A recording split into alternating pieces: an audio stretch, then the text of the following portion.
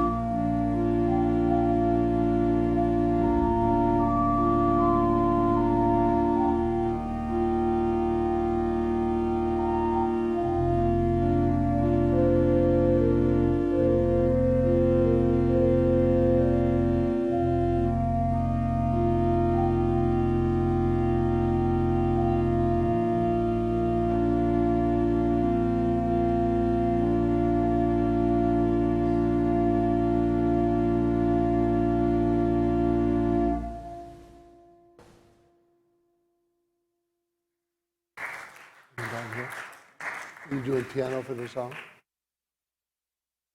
It's a change out of his ballet slippers, otherwise known as organ shoes. Did you know that a lot of the bass notes are played with the feet? So there's a 3-manual organ, which is 3 keyboards.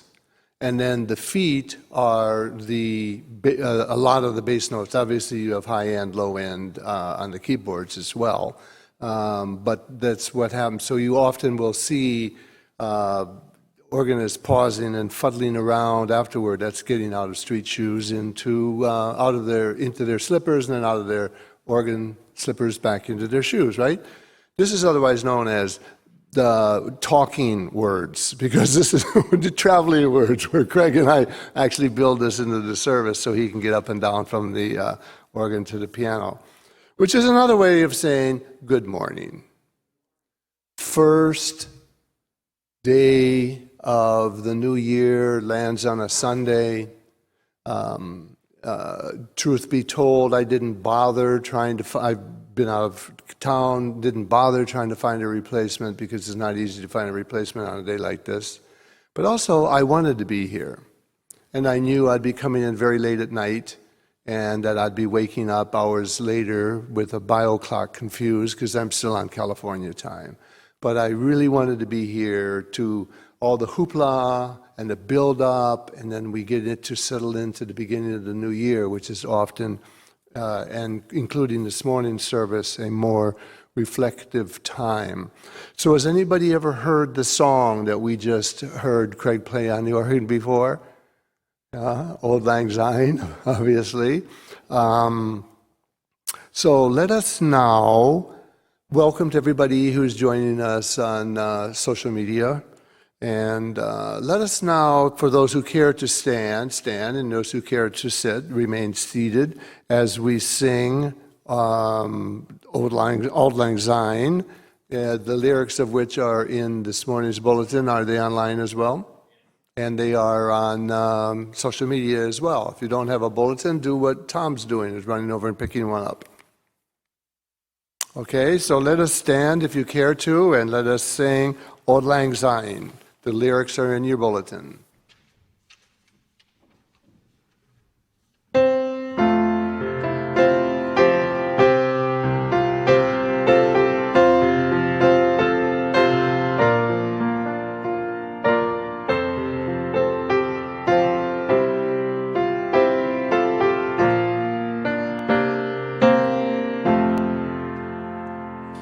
Should old acquaintance be forgotten?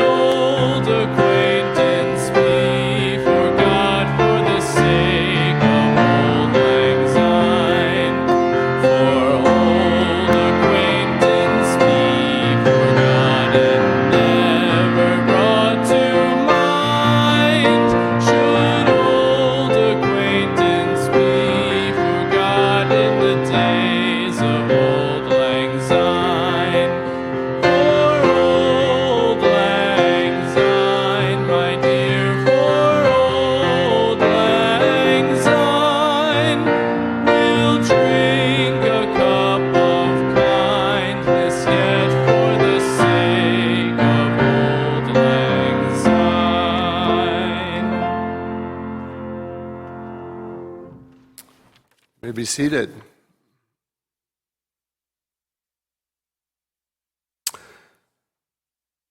Auld Lang Syne was written by Robert Burns. We have a Scotsman in the congregation today, right? Pamela K. Barr. I'm sorry? Scotswoman. Is that really a correct term? Scotswoman? Okay. I'm sorry? Lad and Lassie, okay. Okay, so Auld Lang Syne was written by another Scots person, Robert Burns, in 1759. This is the inclusive language has been going on for me for at least 30 years because I was trained in it in seminary and nobody gets it right.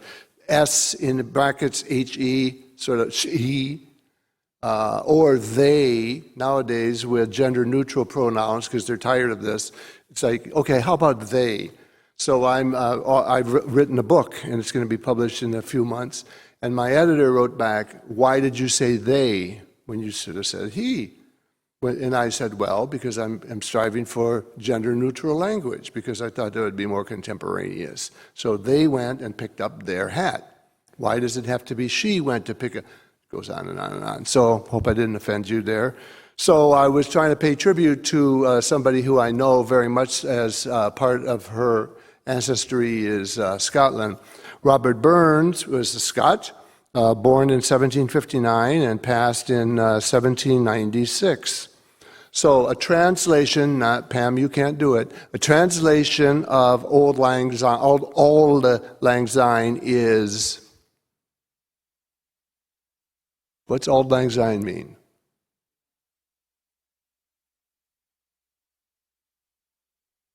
For times long gone, yes, or old long since is a kind of a literal translation of those three words, which has also been transliterated, I guess the word is, to long, long ago. There's that, so that you get the gist of it. Long, long ago, or old long since. Since then, long, long ago, or times long past. I noticed as we were reading the lyrics to the song, these are not the lyrics I would have chosen. They're the lyrics that Craig chose. There's tons of different translations because it's written in the language that is from a Scot in the 1700s. And one of the things that many people comment about this song is that we kept Auld Lang Syne instead of singing long, long ago, my friends, just like keep it, because there's the poetry of it was butchered by any translation or any near approximation. I'm going somewhere with this, by the way. So a lot of people don't, and what do you think of when you think of Auld Lang Syne? It's what? The movie It's a Wonderful Life. The movie It's a Wonderful Life popularized this song, took it way off the charts. People who had never heard it before all of a sudden started, they didn't Google it in those days, but they dictionaried it or encyclopedia'd it, and then they began to sing it more, and it gained in popularity in large part because of the movie It's a Wonderful Life, which is a tradition in many families to watch It's a Wonderful Life at holiday season. So, when do you sing it? What holiday do you associate it with? New Year's Eve. And why? Why is it popular on New Year's Eve? What is it about the song? I forewarned you this was going to be more interactive in the service here. When I asked people for their comments about their resolutions, wishes, and dreams in email. So why an association with, I mean, we don't play AC/DC, on New Year's Eve. Well, some people do, but this is locked in on New Year's Eve. It's reflective. Okay, so let's dig into this a little bit, because a lot of people we drink a cup of La, my dear. I'll buy my cup, you'll buy your cup, and I'll buy mine, and we'll drink to Auld Lang Syne. And so it's sort of they see it as a drinking song, and clinking glasses, and dead drunk by the strike of 12, and to bring in they associate it with, let's just start a new year and whatever, and let's start again, and let old acquaintance be forgotten. The things that we're familiar with, just let it go. It's over with. You got dumped. You'll find somebody new. You lost your job, but you have a new job. This will work out well. Let the stuff go, which is a good thing to think about on New Year's Eve, right? Old out with the old, in with the new.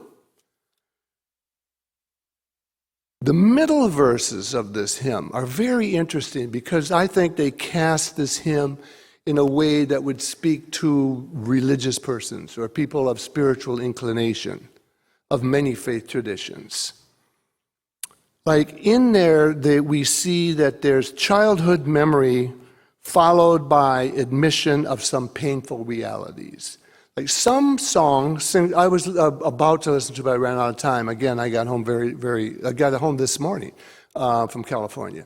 But Rod Stewart, and I just didn't get around. I was trying to listen to these various variations, versions, covers of Auld Lang Syne, and I thought, I bet you he left out the middle verses.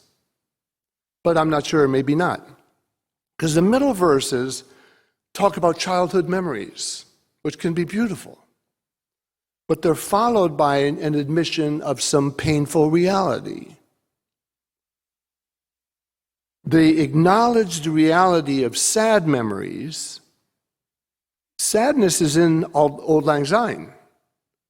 You take the bulletin home or look at it now. Sadness is in there. But sadness is part of the song while insisting on a return to the chorus. However, let all acquaintance be forgot, and drink a cup of kindness. So it says, however, we can move on. However, but it doesn't say, let's just remember the good things. Let's just act like, or get rid of that. Get out with the old and in with the new. Let's start all over again. It's easy to say that after a pandemic, right? Who wants to, I remember, we lost somebody in the choir to COVID. Who wants to sit around and think about that? But Auld Lang Syne says, let's look at that, let's touch upon it, but let's do it in the context of, however, life is good. There's reason for gratitude. The song seems to indicate, as I believe the Bible does, that we find meaning in both pleasurable and painful memories. For example, last night, my 3-hour time zone, that we were delayed in San Francisco because of rain and fog. And then at 6 hours in air, let alone tarmac, and waiting to get released from the gate, to arrive in rain and fog. So it's just like, oh my gosh. And then when I got off the LIRR, my car was parked 3 blocks away, because I was parked it for a week. And walking there, it was very dark. One was across the municipal parking lot, which was not well lit. I'm pulling a luggage, I've got a backpack on, and it's really raining. Got a new coat on, my hair, the water's running down my glasses, and all of a sudden, stroop, I went, oh. The inside of my socks are wet. And then I hear my wheels on my suitcase. Oh, I wonder if that wet is inside my suitcase, because clearly the wheels have been covered by this water. And I'm walking along and I'm thinking, here I am alone in a parking lot, walking through the rain. Auld Lang Syne, my hind end. All of this is sort of going through my mind a little bit. I'm thinking, it's okay. It's a long, long trip. And then all of a sudden in the distance, pow, pow, pow, pow, the fireworks. And I thought, there it is. What a gift. If I choose to see it. It was rotten, lousy experience walking cold. I lost my gloves in San Francisco, so I'm walking through the parking lot in the rain like this, but then there's the fireworks in the distance. What are you going to focus on, Dwight? You want to focus on the wetness and the aloneness and the dark, the rain, and do you want to focus on the fireworks that you're seeing, which are happy and beautiful? Auld Lang Syne says, focus on both. One doesn't have to trump over the other. That I have to somehow make walking through a parking lot with wet feet at midnight on New Year's Eve some happy story. It wasn't. So what? Here's this lyric from there. We too have run about the hills. This is a translation from the original language. We too have run about the hills and picked the daisies fine. But we've wandered many a weary foot since Auld Lang Syne. So we've run through the hills picking daisies, but we've also wandered many a mile weary long, long ago. We too, two persons, not also, we too have paddled in the streams from morning sun till dine, or I think we said in here till night or something. But seas between us broad have roared since Auld Lang Syne. So yes, we've paddled together in the stream. That's true, it's a beautiful memory. But we've also seen seas that separated us, broad seas that had kept us apart. And these seas have roared since long, long ago. So it's both, once again. We have these happy memories of being roll your boat gently down the stream. And we also have the Titanic. And it doesn't mean that one is good, one is necessarily bad.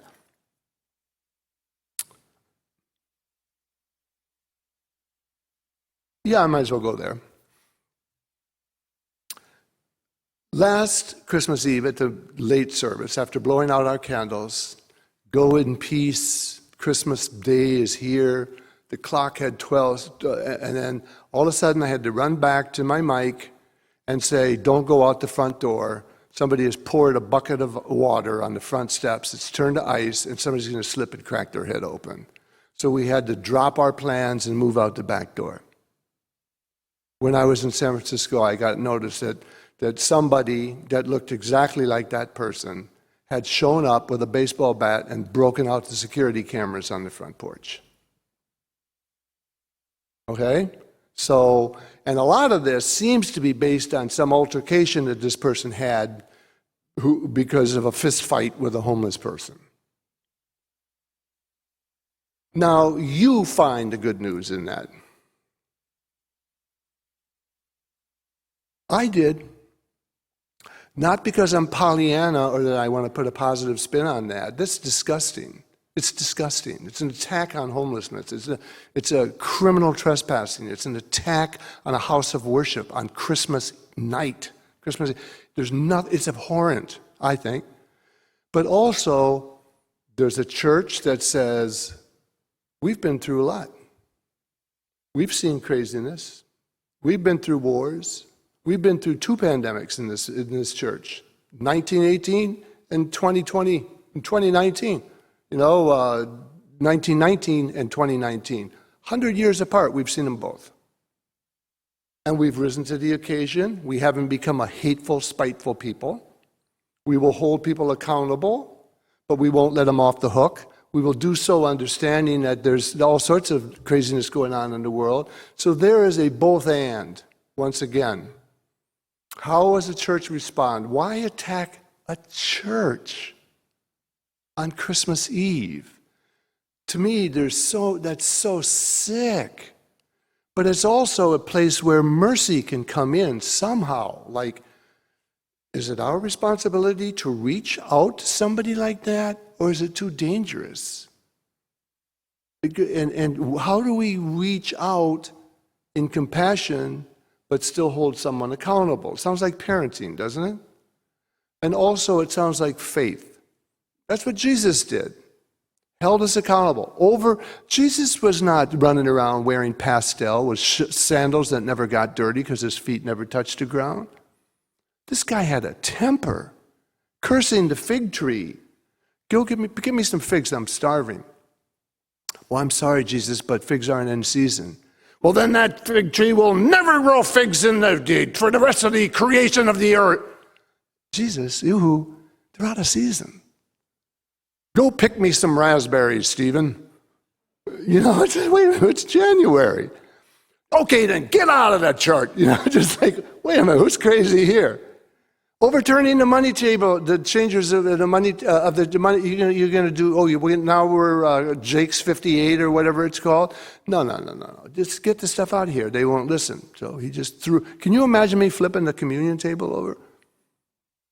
Next day, working at Walmart, I'm meeting new people. It's like, wait a minute. So it's not like you have to choose. You can hold people accountable and do so. Forgive them, Lord, they know not what they do. And sometimes, forgive them, Lord, even though they knew exactly what they were doing. They both can be true. And yet we can still choose to focus on forgiveness without saying, therefore, I will not have a resentment. Joseph, lowered into the pit, sold into slavery by his brothers. Later he finds them and he forgives them, but not after toying with them. He wanted them to experience the imprisonment and the fear and everything that he did. Then he forgave them. He went through the process. That's what Auld Lang Syne shows us. Pleasure and pain, this song seems to say, is the setting in which our story is played out. We often focus on, well, I'll do that again because it was pleasurable. Or I'll never go near that again because it was very painful. And this song sort of says there's a roar and a broad sea between us sometimes, and sometimes we're row your boat down the same stream. Both of them are learning opportunities. Both of them are the settings in which our life is played out. Not the meaning. Sometimes I'm happy, sometimes I'm not. Sometimes I'm hopeful, sometimes not so much. Sometimes I'm angry, sometimes I'm sweet as sugar. Not often. See what I mean? But that's the setting. Okay, in your anger, what's being played out, Dwight? In your joy, what's being played out? Why does this make you happy? Why would we want to remember something? What's different about this night? The first words of Passover. We remember that we were spared from the wrath of Pharaoh. We Hebrew people were spared. That's what's different about this night. And a child answers. Always a child at the Passover Seder. All of our feelings and our thoughts and our experiences have the capacity to elicit from within us and between us transformation. Bless you. Spiritual transformation. That's where I think some churches get it a little bit askew, where you might sometimes, especially in the old days, more so it seems, have boards and committees that are sort of warring or got an attitude or something. And what gets lost in that sometimes is instead of gotcha, it can be that our thoughts, our feelings, our experiences, all of them, this is what Jesus taught us, all of them have the capacity to elicit a transformation of our soul. I came to the church specifically at the age of 34 because of the rumor that is where spiritual transformations took place. I had thought every thought, I had studied everything I could study. I'd read every book. I'd traveled the world. I'd done this. I'd done that. I changed my diet, etc. And then I was still Dwight. And I wasn't exactly pleased. I need a transformation. I need just a zap. Boom! I don't want to climb the 12 steps or the 10 commandments or the 4 absolutes or the 4 writers of the apocalypse or the 7 effective habits of highly effective people. Remember that book by Stephen Covey? I'll try that, but sometimes, okay, I wish there was an 8th step, because 7 steps of highly effective people, I don't feel so highly effective. It's better, but there's still an itch I can't scratch, a thirst I can't quench.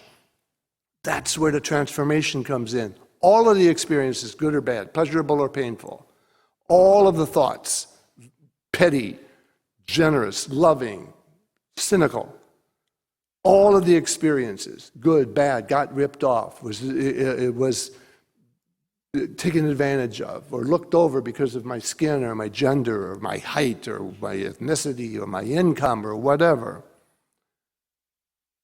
And yet, through this, we see that it's still, the song is insistent on trust and kindness. It's insistent. You don't need to leave that behind. We won't let you leave that behind. But you have to say yes to the pain and the pleasure of long, long ago, but let's drink a cup of kindness. Now, as I get older and more experienced in ministry, my prayers become much more simpler. Most of the time I pray for mercy. Dear God, be merciful. Somebody's dying. Pray that my husband will be saved. I'll pray for your husband. It's not up to me whether somebody gets saved or not. And sometimes I just say, may the beginning or may the ending or we had turbulence for an hour after takeoff, for an entire hour, bouncing around. Nobody likes that, right? Nobody likes that. And yet it was just like, God have mercy, Lord have mercy, Lord have mercy, Lord have mercy. So whatever's going to happen, just let it be merciful.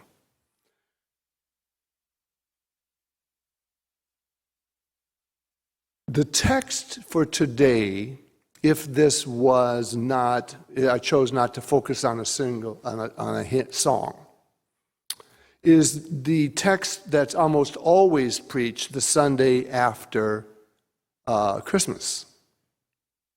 And it's not one that people like, because we went through Away in the Manger. The poinsettias are still on the chancel.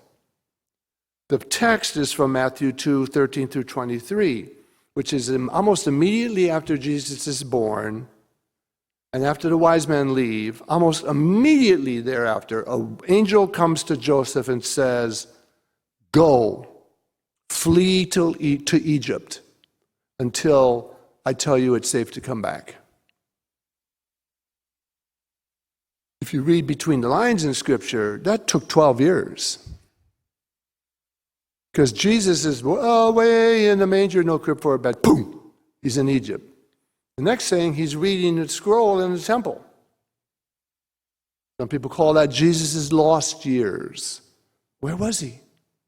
Some people actually say he went to meet the spiritual leaders in India, to apprentice and to work with them. Other people say nonsense, he stayed in Egypt. And then in the Bible, hundreds of years before Jesus, it says, "Out of Egypt I will call my son." So it's interesting, isn't it? That the first time after the birth and the gold, frankincense, and myrrh is an embalming spice, by the way. So it's gold and frankincense, gold, the bling of the world, and frankincense, the smells and bells of the holiness in the sanctuary, and then myrrh. So getting a first birthday gift of an embalming spice.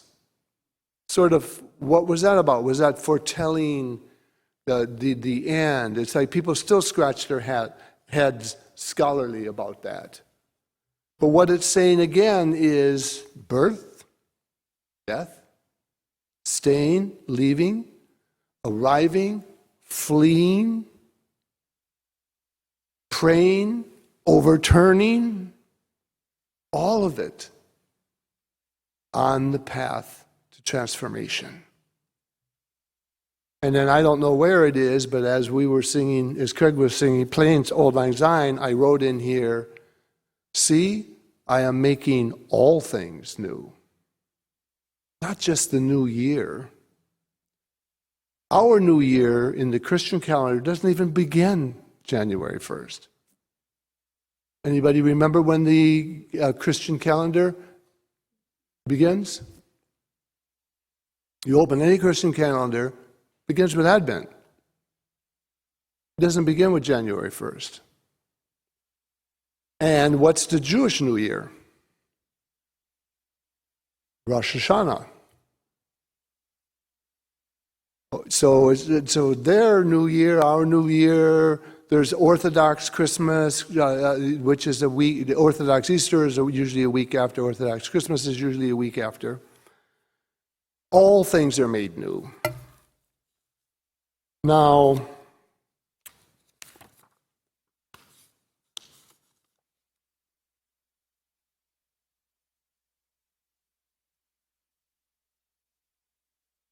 cut to the chase, I didn't receive any responses, but I had emailed out and put out some requests saying, what are your New Year's resolutions, hopes, and dreams? And I hope I didn't get any responses because nobody has any. But I didn't get any responses. So, inspired by this brilliant sermon and this wonderful song, do you have any hopes or dreams or resolutions? A lot of people have given up on resolutions because they're about losing weight and not stopping swearing or smoking cigars in front of children or whatever. Does anybody have any? Anybody have a dream? Lift up a dream for yourself. Lift up a dream for the church. Stephen.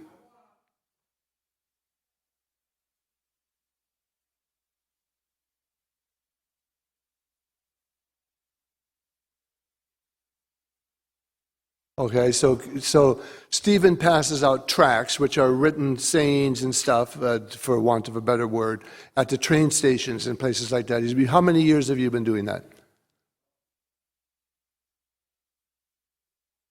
Over 10 years he's been doing that. I've been hearing about him passing out tracts at the train stations and places like that. And you want to bring more people to Christ, to the church, or whatever. Okay.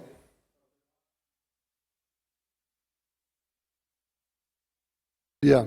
A lot of times you see people and you say you should talk to him. Go talk to him. You're hearing a voice that says, go talk to that person.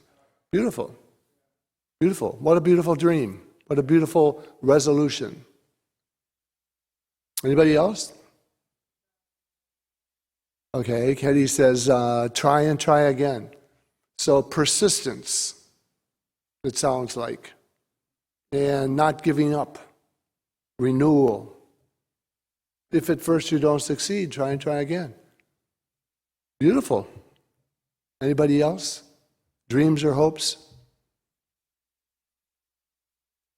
Well, since we're in this building, anybody have a hope for the church in 2023?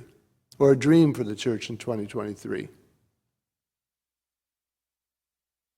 More people come back post-COVID, etc.? Okay.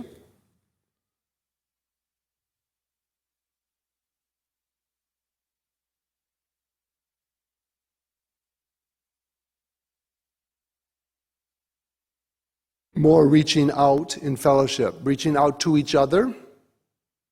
Okay, because there's two different kinds of reaching out. That's why I was asking for clarification, Pam. We reach out to each other. Some churches are pretty good about that. I don't think we are particularly good at that. Reach out to each other. How have you been? Where have you been? What's going on? We've survived a pandemic. A lot of people, including myself, aren't getting any younger. Somebody disappears for a couple months and then they're back. Where you been? What's going on? Sorry I didn't call you. Reaching out. Just reach out. Love your brother as you love yourself. Love your neighbor as you love yourself. And then there's reaching out to Matthew 25, reaching out to the least of these. Were you going to say something, Stephen?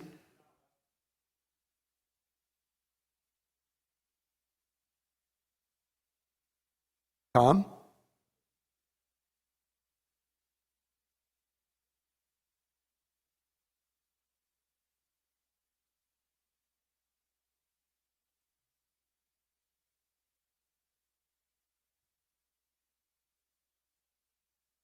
So Tom is making a resolution. It sounds like a resolution. I hear it be resolved that Tom Savasano ain't going to talk no politics with nobody because it is not working out, man. I'm losing friends. I'm losing this. I'm losing that. Yep. There you go.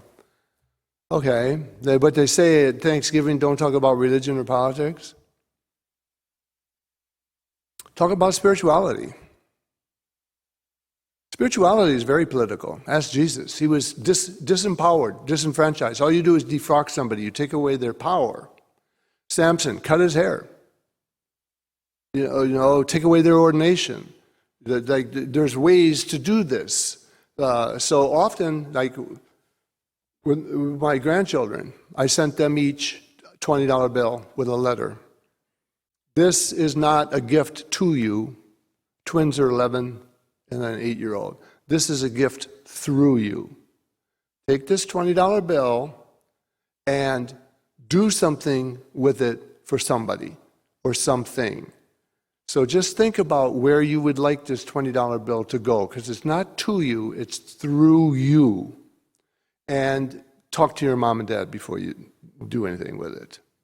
And so they did. And I didn't even ask, because I thought, just let them have it. One told me what he had done. Just like trying to get the covenant going. Dear God, you think, I never dreamed I was put on earth to feel good about myself. I mean, it would be nice if I did.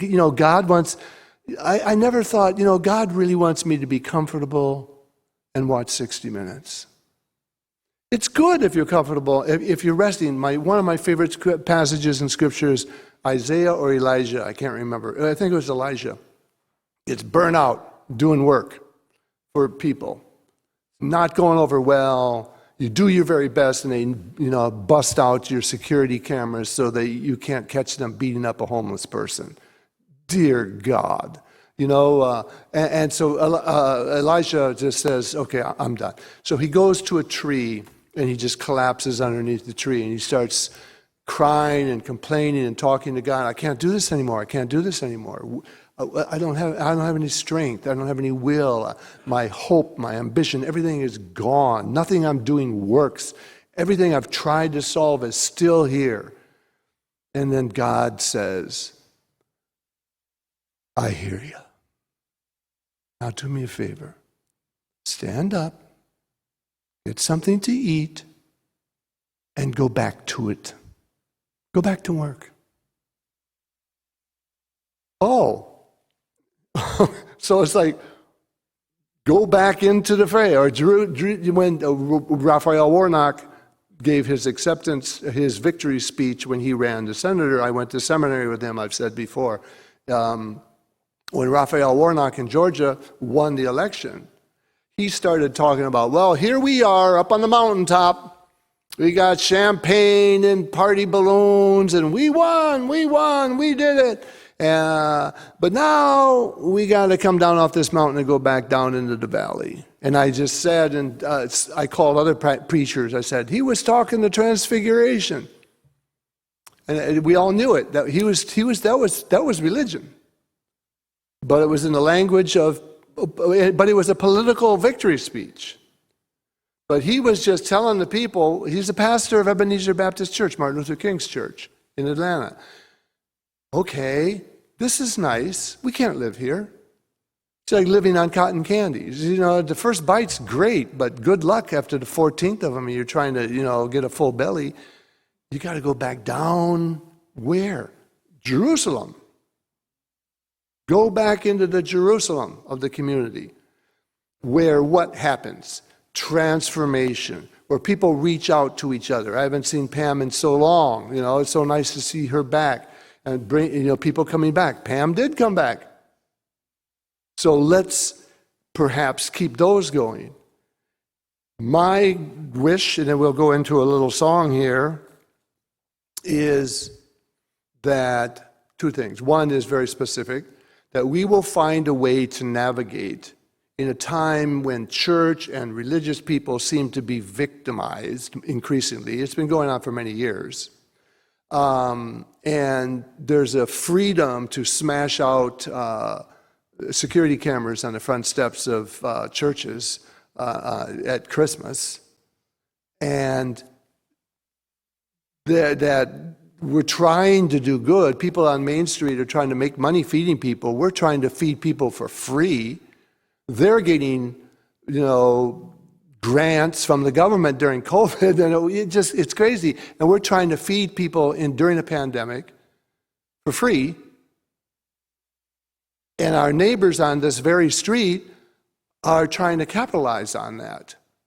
And they're closing down the Main Street and the parking lot to benefit commerce. We're members of the Chambers of Commerce.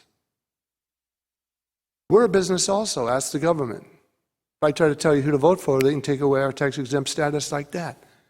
So we're trying to navigate these very treacherous waters in times that are not particularly friendly to people of faith, and continue to walk the path. I hear you, I hear you, I hear you. Get up, get a little bit to eat, and I'm sorry, man, but you got to go back into the fray, because that's where the action is. We don't need you feeling good about yourself, filling your belly, leaning against a tree in the shade. It's good for you for a little while, but that's not what I created you for. I created you for each other.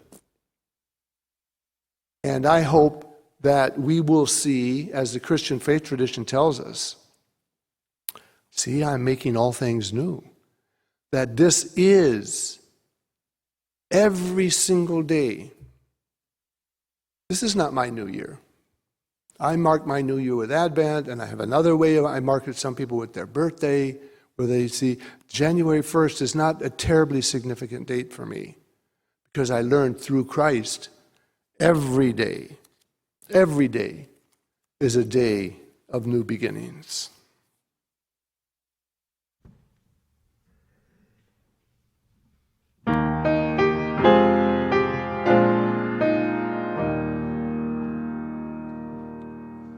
This is the day of new beginnings, time to remember and move on, time to believe what love is bringing, laying to rest the pain that's gone.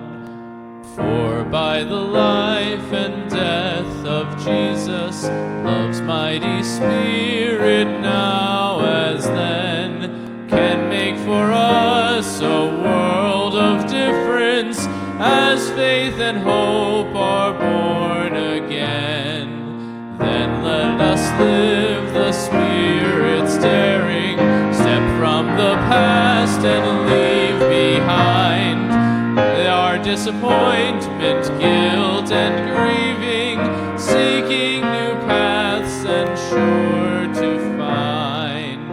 In faith we'll gather round the table to taste and share what love can do.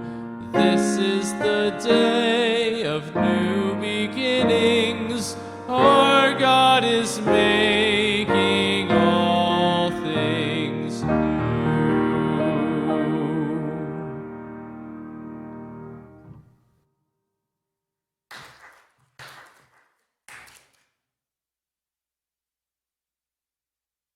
This is a day of new beginnings, making all things new. The New Year morning prayer is printed in the bulletin here. I do not believe it's printed online, correct? It is printed online, okay. So let us pray. It says read together. I will correct my own writing and say pray aloud and together. The New Year morning prayer. God of the unpredictable, God of transitions, transformations, and transfigurations, God who makes all things new, renew us in this new year. Grant us serenity, grant us courage, grant us wisdom, grant us love and courage to greet every day of this new year with a sense of both awe and humility. Receive now, precious Lord, our gratitude for your presence in and among us as we pray. Amen. And now hear New Year Carol by Benjamin Britten.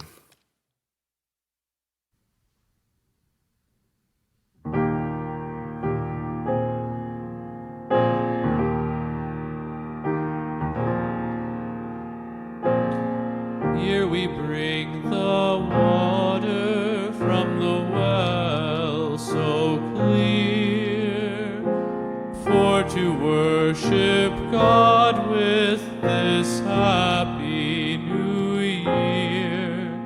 Sing levy-do,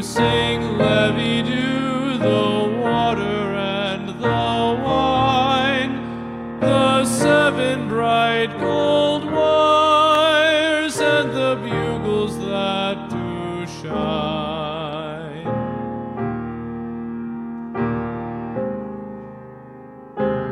Sing, reign of fair maid, with the gold upon her toe. Open you the west door and turn the old year go. Sing levy-do,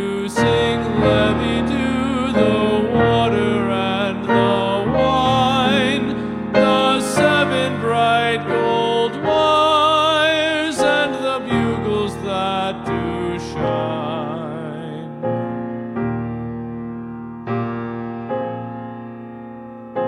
Sing, reign of fair maid, with the gold upon her chin. Open you the east door and let the new year in. Sing levy-do, the water and the wine, the 7 bright gold wires and the bugles that do shine.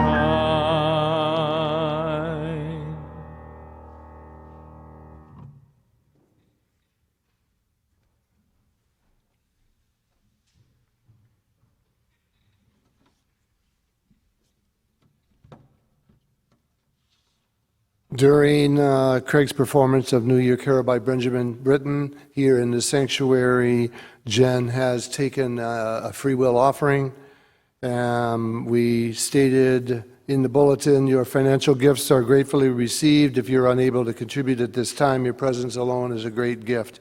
That's true to you. Both of those things are true for persons worshiping with us online also. That if you're unable to give for whatever reason at this time, your presence with us, either virtually or in person, is a great gift. That said, we need help. We need your help. It's not my church. It's not their trustees' church. It's our church. It's been handed on to us, and in order for us to hand it on to others, we need to contribute. So anybody who's able to do that, your gifts are, I do believe, blessed and gratefully received.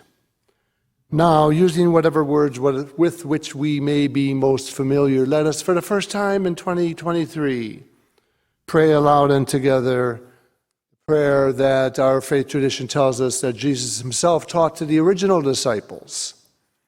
Using whatever words with which we may be most familiar, let us pray, Our Father, who art in heaven, hallowed be thy name.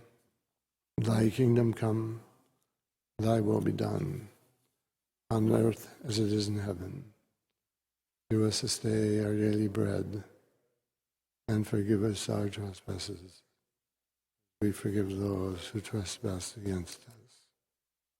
Lead us not into temptation, but deliver us from evil.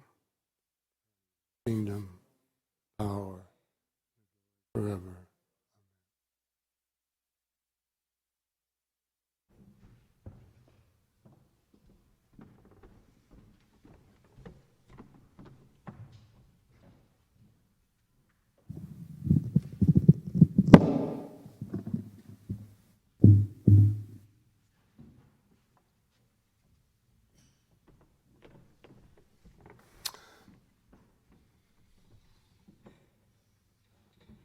Our faith tradition, generally speaking, the Congregational Faith Tradition and the United Church of Christ, in which I'm ordained, which is affiliated with the Congregational Tradition, we have communion on the first Sunday of each month. Now, since we're congregational and we're entitled to make up our own rules, some congregational / United Church of Christ churches have communion every Sunday. Most have them on the first Sunday of the month. But since we make up our own rules, some people have communion twice a year at Christmas and Easter. Some have them 9 months of the year, but they don't have it in the summer because the deacons are all at the beach. Whatever. Another thing to know about communion here is that we have what is called an open communion table. You do not need to be, there are communion services, although I'm an ordained Christian minister of 25 years, I am not welcome to partake of communion because I'm not a member of that church. I don't subscribe to their traditions and whatever. I'm not that brand, so I'm not allowed. I could come forward and do it anyway, but I respectfully don't. If that's your rule, that's your rule. But this says that it's an open communion table. If you want to receive communion, receive communion. If you want to abstain from communion, abstain from communion. You do not need to be a member. It doesn't matter to us if you are raised Catholic and you're here, or it just does not matter to us. It matters to others, so be it. That's fine. So that is something that we can keep in mind. Communion remains the same. Jesus did it at the Passover. That's when he instituted it. And in the upper room, as they say in the Bible, Jesus went to Jerusalem. From Palm Sunday, his triumphal entry, to when he left a doomed man. It was for Passover. It was to celebrate Passover. So at that Passover Seder in the upper room,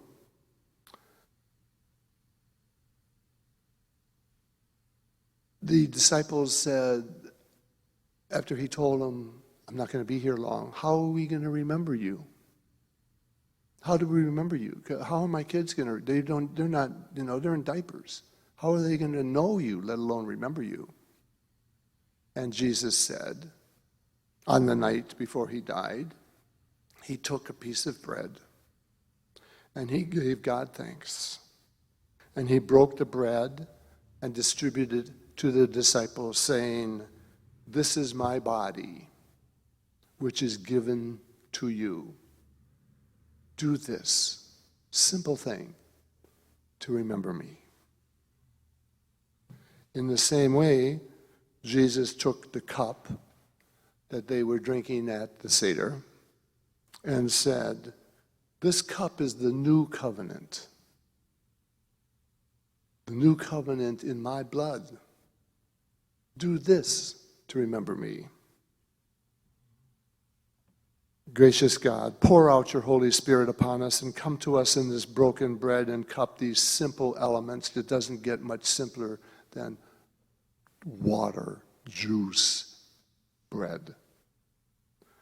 Come to us in this simple but magnificent feast of broken bread and cup, so that all who share this feast may be one through Christ and with Christ and in Christ.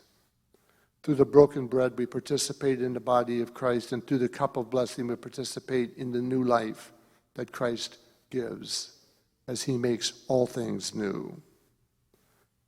The gifts of God for the people of God, all things are ready except a garbage can. Oh, did you hear what she said? Okay. So I invite you now to come forward that we're still a lot of concern about touching food and passing things. So we have the bread in the cup.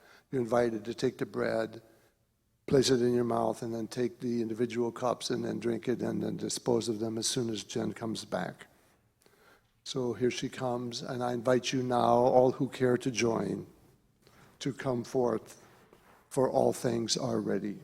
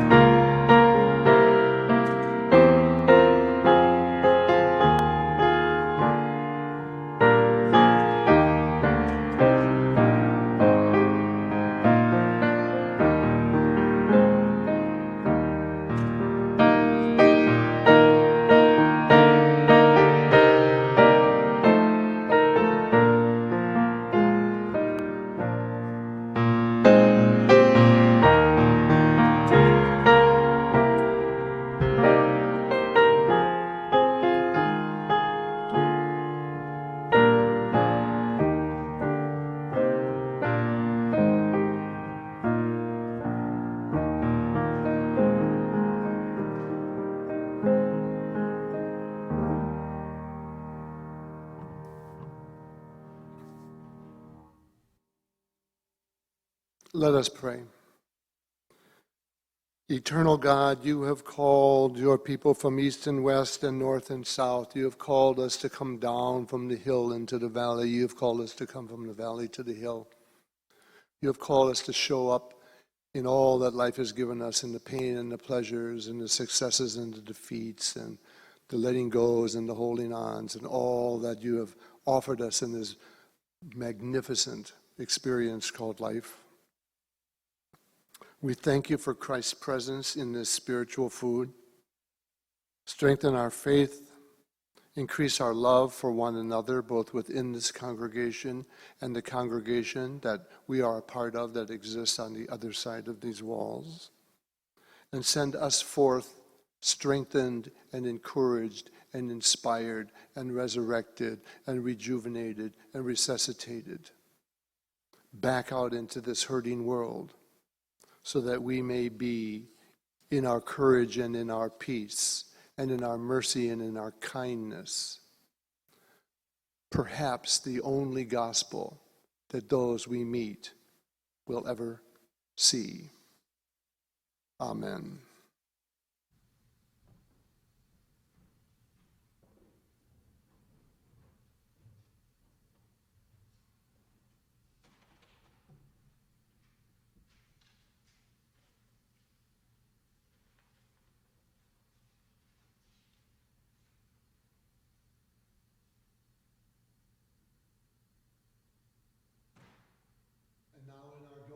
As we venture out into a new year, into a new series of experiences, into another marker, whether it resonates with us as strongly as our birth date or Advent or recovery date or whatever we may have as a marking, one of many markings. It is another way of saying time is either linear or circular, but it's certainly marks for us another accumulation of 365 days of experiences. So the slate has been wiped clean.